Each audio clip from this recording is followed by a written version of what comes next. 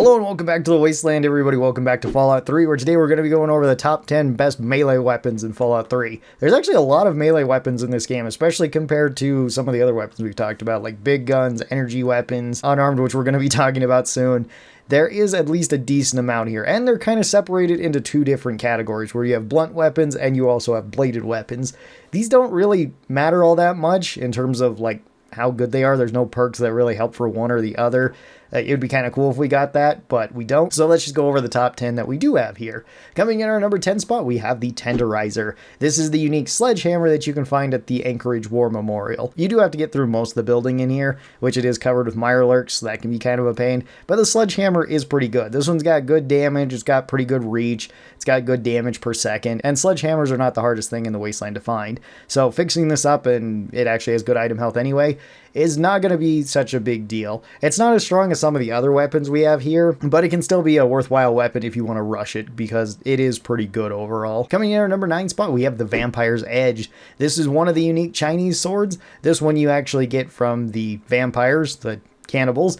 Well, you can. You're probably going to have to steal this from them. But this one is another weapon that is definitely worth rushing, because this weapon is incredibly lightweight. For some reason, this only weighs 1, making it better than most knives, and it still has good damage and good damage per second. It also has a very high crit chance, which is really nice. Chinese officer swords are fairly easy to find throughout the Wasteland. They're not the easiest, but these things have a ton of item health on them, so it's not going to break that quickly, which is great. As well as I do kind of like this one too. It doesn't take up very much of the screen, so you can see everything around it when you swing it around. That's pretty cool. And that can be a little bit annoying in certain games when your melee is taking up like 80% of your screen and you just can't really see. I don't really like weapons like that, which we do have a couple of them, like the sledgehammer we just talked about. Takes up a decent amount. Not as much as the super sledge, but even then, that's not too bad. Coming in at our number 8 spot, we have Jack. This is the unique Ripper, which is pretty appropriately named. So Jack is a unique weapon that you're not going to be able to get until the Enclave show up, because it is found on an Enclave officer's body once you actually go down into the Deathclaw Sanctuary. So this is located in a pretty dangerous place to go. Deathclaws are very scary, but there is a lot of loot here. You got Deathclaws to deal with, but you do get the special bobblehead for endurance here, as well as you can get the unique Gatling laser here too, which we've talked about, Vengeance. That one is really, really strong. I think that one's quite a bit better than Jack, but Jack is still a pretty good melee weapon. This is unique because the regular Rippers cannot hit crits. Jack actually can, and honestly, it's better that this one shows up once the Enclave show up, because that's kind of the only place that you're going to be getting Rippers. Nobody else really carries them around. It's an Enclave officer weapon, weirdly enough. It's like their secondary. Kind of a weird choice of weapons for a military officer to have, but whatever, you can get this. It's got pretty good item HP. It does good damage. It does good damage per second. Rips right through most enemies. It works fairly well, but it is a little bit inconvenient to get. At our number 7 spot, we have Fox's Super Sledge. The regular Super Sledge could also make it up on here, because the regular Super Sledge is quite nice. Fox's is just an upgrade from that, dealing more damage, which is pretty nice. You will have to trade Fox in order to get this, unless Fox dies, in which case you can take it off of him too. The Super Sledge hits very hard, as you would kind of expect it to. Doesn't necessarily hit the best crits, and it is heavy, so it's not the most convenient thing to be carrying around. Nor is this the strongest version of the Super Sledge. I feel like other iterations of the Super Sledge are stronger than this one, like the Super Sledge in New Vegas. I think that one's quite a bit stronger, but still, this is a very strong weapon. You will have to get most of the way through the story in order to get it, though, since Fox can only be obtained through the main quest, and he's towards the very end of the standard main quest. Coming in at our number 6 spot, we have the Dismemberer. This is the unique axe that you can find in Point Lookout, and this one is pretty strong. The axe is already a pretty solid weapon, dealing good damage and good damage per second, as well as they do have extra crits, which is really nice. The Dismemberer is even stronger than that, as well as it has its own unique effect of pretty much causing bloody mess. So whenever you kill an enemy, there's a pretty high chance that it just explodes. That's kind of cool. It's not necessary, but it is kind of cool, especially if you don't want to be going with the perk Bloody Mess. This one you can obtain from the Safari. You have to complete the Safari, and then Plink will give you this.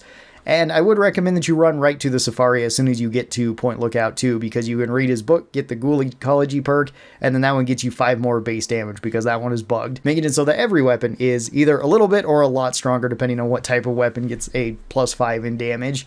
For big weapons like the Fat Man, it won't matter, but for every other weapon, it will give you good damage. Getting into the Safari can be a little bit of a pain, because you do need to buy your way in. So if you rush to Point Lookout, you might not have the money to actually go in there and complete this. You might have to come back to this at some point, but you could rush the money and then rush to Point Lookout and then get this weapon if you would like.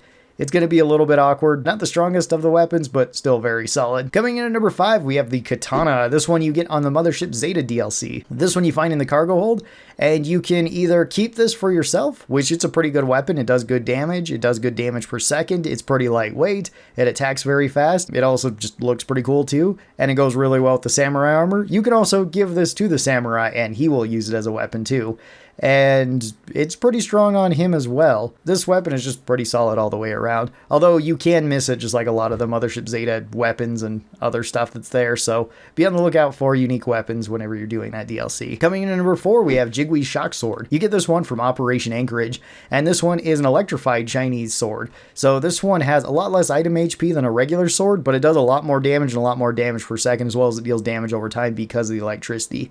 This is probably one of the best weapons to rush early, because you can rush through Anchorage pretty easily, get pretty much unbreakable power armor, one of the best sets of power armor in the game, and then also have one of the strongest melee weapons in the game.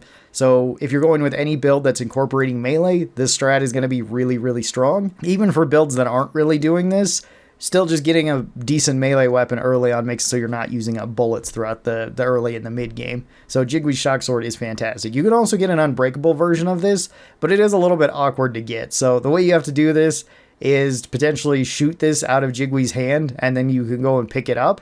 And then if you do the Gary body glitch, or the every body glitch inside the Anchorage DLC, you can sneak out a pretty much unbreakable sword, which is pretty awesome. If you want to know how to do that, I have a video all about it. It's actually a pretty long video. There's a lot of steps involved into it, but it allows you to get a whole lot of really overpowered gear from Anchorage if you would like to. Coming in at our number 3 spot, we have the Man Opener. This is one of the unique auto axes that you get in the pit. This one actually has the same exact stats as a regular auto axe, which is already really good because the regular auto axe does high damage. It does high damage per second.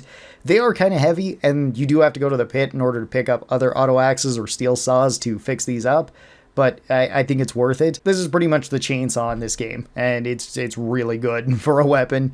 This one in particular, though, has its own unique effect, where it also ignores any sort of armor that the enemy has, making it so that it's really good against enemies like the Enclave, any heavily armored soldier, even medium armored soldiers like the mercenaries. They get ripped apart by this thing really fast. The Man Opener is really, really good. Definitely one of the best rewards from the pit, even though the pit does have a lot of really good rewards. At our number 2 spot, we have the Mauler. This is the other unique version of the auto axe. This one you get as a reward for turning in so many steel ingots. I believe this is around 70 or 80 ingots in total that you get.